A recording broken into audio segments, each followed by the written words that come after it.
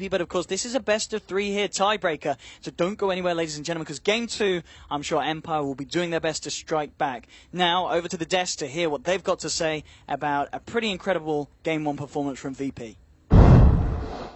That is an excellent way to put it. I mean, VP came out swinging at the very beginning of the game, even before we reached the minute mark, and they kept on swinging until the very end. Yeah, like they pointed out, the mid lane went really, really well.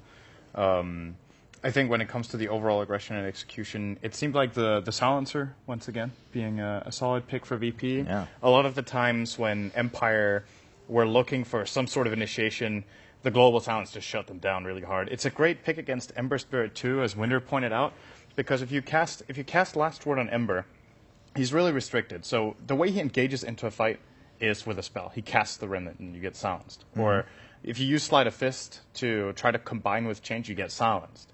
And then in addition to that, if you then somehow manage to not get silenced by a Last Word and you do engage, you can just get globaled when you're in the middle of the team and no one can really help you out. So VP, once again, showing why silencer is a big pick for them. They made it work very well. And yeah, as another thing the casters pointed out, the cores of VP really brought their A game. Yeah. Happy they went with that silencer. And they kind of show a bit that doesn't have to be Illidan. Mm-hmm. Him and G both seem to pull it off very well. He outclassed Shadow Fiend in that matchup. I also liked a bit of synergy, which they did talk about briefly, but, you know, working with Spiritbreaker, having that global presence so that when he does commit to a charge, he followed up with the global silence, and he can get away with a good nether strike without being, you know, stopped. It's really nice. Yeah, that's true. Winter, what is your assessment of VP and, on the other side, Empire?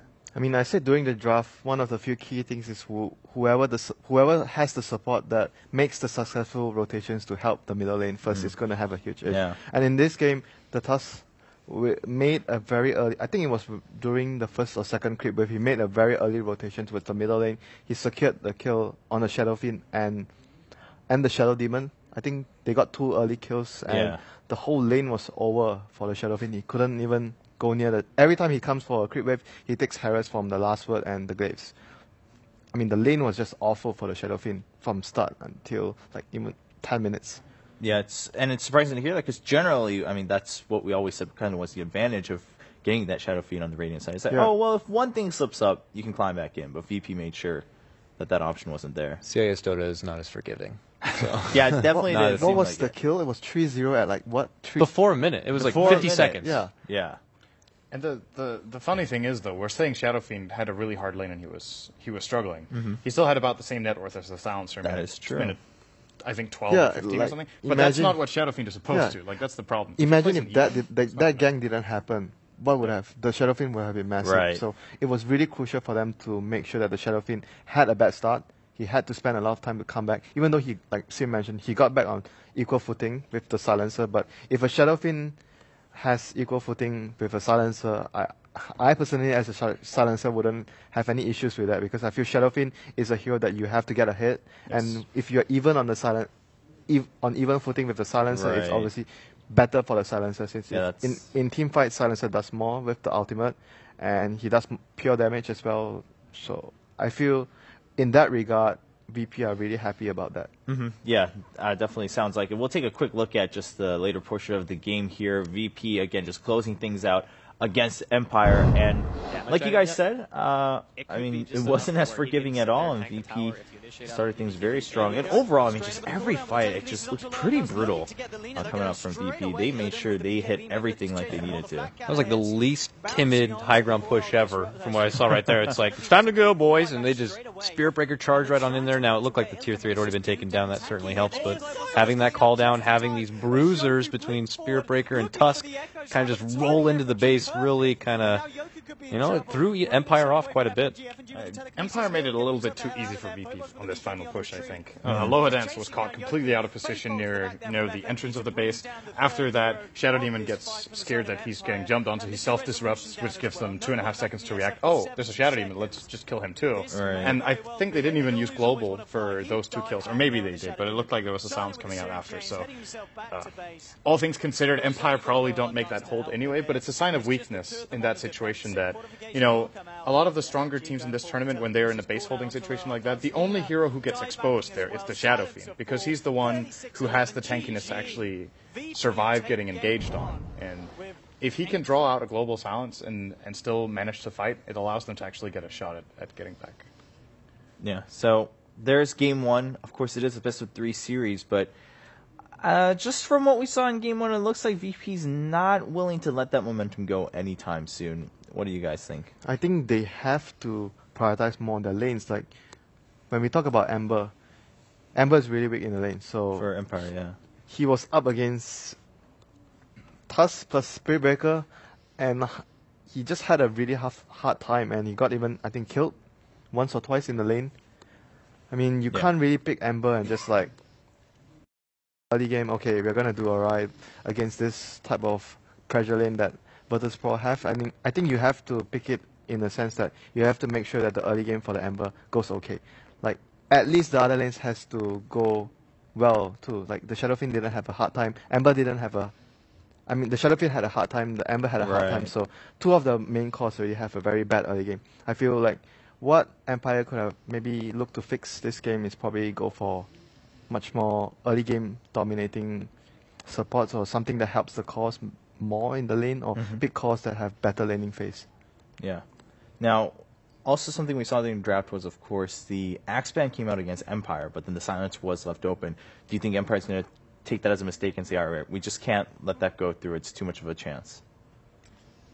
Depending on what they go for, if they see that maybe this could be like a resolution Storm Spirit kind of a game, then yeah, don't let that silencer get through. So I guess if it's something that could easily shut down their lineup, they would have to think about that. All right. I mean, that is something we discussed earlier, not just about pocket picks, but of course, how do you react to something you just lost and it's not that common? Do you just go ahead and ban it? Does that show a little bit of weakness that you've definitely been a little bit flustered from game one? There's a lot going on there, but Empire, you saw that obviously it's been a long day for them by this point. But again, so much on the line. I mean, going upper bracket or lower bracket makes a huge difference, even if you don't get a choice in your opponent. If you go into the upper bracket here, they are only fighting for that 4th seed, but that is a massive difference. And of course, for VP, we saw them too. I mean, they looked a little bit exhausted. They were like, all right, okay, we got one game through. We got to get another one done. And they look like they're ready to jump into game 2 on the side of Virtus Pro. Empire just making sure they review a couple last-minute things before they jump into the draft for game 2. I want to say what it seems like in these games is, based on the very small sample of games we've had with Silencer, it seems like such a good response to teams that run 1 or 2 defensive supports, because they don't put a lot of pressure on the lanes early with ganks. So Silencer, who could technically have a very weak laning stage mid if he just gets ganked a couple of times, doesn't really have that problem here. And then when it comes to the mid-game team fights, the defensive supports, they are always playing reactionary. They're not the ones opening. I mean, with Shadow Demon, you can open with a disruption, but they didn't pick him for aggressive disruptions here. They wanted to, well, to an extent, maybe if they could combo it with Lina in the lane, etc., but in the mid-lane portions of the game, they want to use it as a counterplay. And Silencer just removes the counterplays. So if you're going to give away the Silencer, I think you need to have a lineup that takes more initiative, so that Global Silence has to be used defensively. Whereas in this game, I think every single time that I can remember seeing, Virtus Pro used it as a way of killing. Yes. And it's a long cooldown. So if you force them out to try to protect your cores from ganks, then all of a sudden, it's kind of similar to what we talked about with like Chaotic Offering on Warlock, where if you use that and all you get is a kill and no objective, it's a very long cooldown. There's a lot of space in the map to take advantage of it. Same with Global. You protect a hero from a gank, cool, you saved one hero. What are you going to do the next 2.5 minutes? Yeah, that's a good point. Of course, in Game 2, also sides being switched now. Winter, do you think we'll see VP just trying to swap things up and saying, all right, let's just make sure we secure this 2-0, or being a little bit comfortable because they are 1-0 and they won in a dominating fashion? I think they will probably just stick back to what they want to play, like more aggression and more ganks towards, again, target the mid lane. More aggression. You want to get the mid lane going for G. You want to make sure that he gets a very good start and he's going to be able to, like the last time round, control and dominate the whole pace of the game. Being on Radiant's side, maybe you want to prioritize some other heroes. For example, the Shadow Fiend, which didn't work out for Empire the last time round. But there are definitely a lot of options that they can actually go for here. I think TA sometimes could also work on the Radiant side because you can actually do the Ancient stacking much easier and go for like Ancient clearing and supports rotating in whatnot to share the experience of that.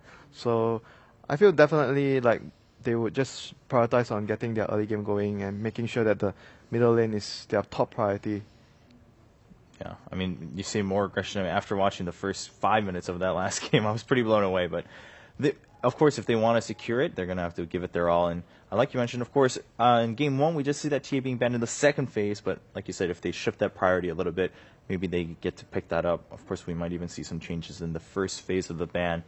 Both teams all getting settled. For game number 2, you can see Empire. I mean, we're not seeing much emotion, but there's definitely tension because so much rides on the line here. And I'm actually surprised to see VP so relaxed. Even if you're up 1-0, I mean, you start losing here, it could get pretty angsty. In a way, I didn't get the relaxed vibe from them after the game was over. It was like, they win the game, and the first thing FNG does is get out of his chair and just go sit down on the floor. Yeah. He just went over, sat down. He was like, it seemed like he wanted to like just focus, calm down, and not get too stressed out by the whole thing and how important it is. Right. We saw Illidan come over and join him, and he seemed like he had a little bit more of a smile on his face. Yeah. So, I mean, we can read as much into it as we want. We don't know what they were talking about and what happened. Of course. But it definitely didn't seem like he was just, okay, another day at the office. This game was easy. Let's go next. Yeah. He definitely seems like he knows there's a lot on the line, and he wants to try to stay focused. And if you get out of your chair to sit on the floor, you definitely need to calm down. Yeah. After that game, I'm sure. There were a lot of emotions running. It was a very running. tense game for them. Well, all players ready for a draft in Game 2. Can VP secure it? Can they just make sure they maintain that 4th seed in Group B? Or Empire, are they going to continue that challenge, push it to the very last game? We're about to find out. It is a best of 3, ladies and gentlemen, to determine the fate of Group B. Upper bracket or lower bracket. Lots of changes, of course, in the prize pool. You get a second chance if you're in the upper bracket. Many differences here. And the SF ban right away by Empire. They didn't have much success, but they don't want to risk it. They want it jumping over to VP. That will open up at least a couple other options here for both teams. I think